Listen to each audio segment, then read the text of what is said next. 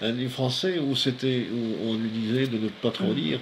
C'était, oui, c'était Marcel Pagnol, La gloire de mon père. La mère qui s'inquiète en lui disant, mais Mm. il va avoir mal à la tête, il faut le laisser tranquille, il faut pas qu'il lise beaucoup. Bon, voilà. Donc, c'était des moments très très déterminants dans ma vie.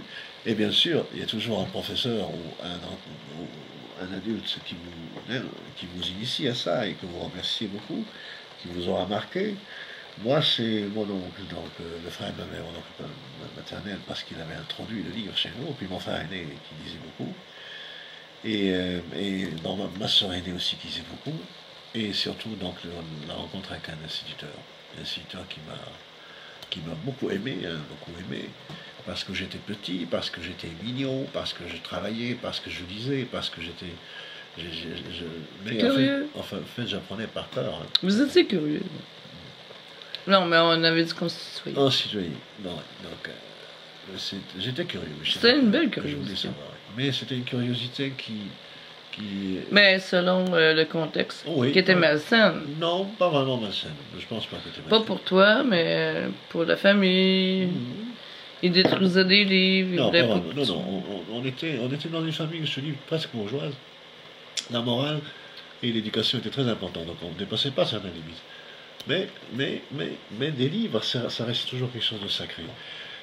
De tous les interdits que nous avions, hein, donc des interdits liés au tabou, des interdits liés à ceci, je pense que donc l'interdit que moi j'ai transgressé donc à cette époque-là, et même plus tard, c'est des interdits qui sont plus liés à l'exacerbation, hein, dit, non, à l'exagération même donc du rapport avec cet interdit-là. Plus on interdit, on appuie, plus on insiste sur cet interdit, ben, plus il devient louche. Hein. Pourquoi on nous a dit une fois, deux fois, trois fois, ben, c'est bon.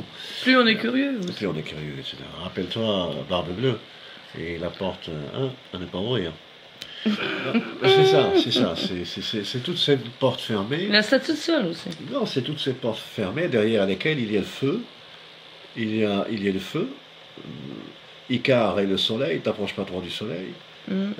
Où il y a L'eau. l'eau.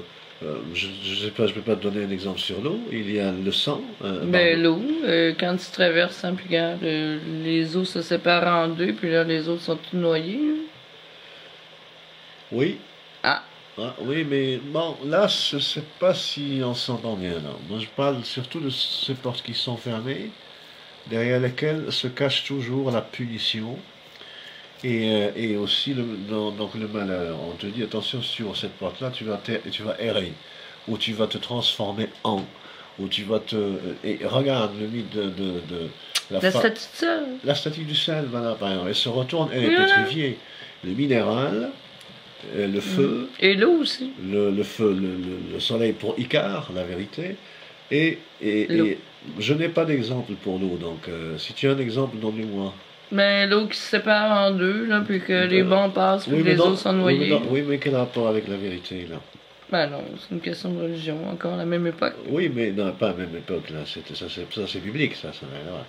Enfin, bon, on va pas, je ne vois pas, la vérité, c'est quelqu'un qui est poursuivi pour sauver sa peau, alors le bon Dieu le sauve, un miracle de plus, c'est sûr. La vérité, moi je te dis simplement, on nous dit toujours, dans toutes les histoires qu'on a, et les contes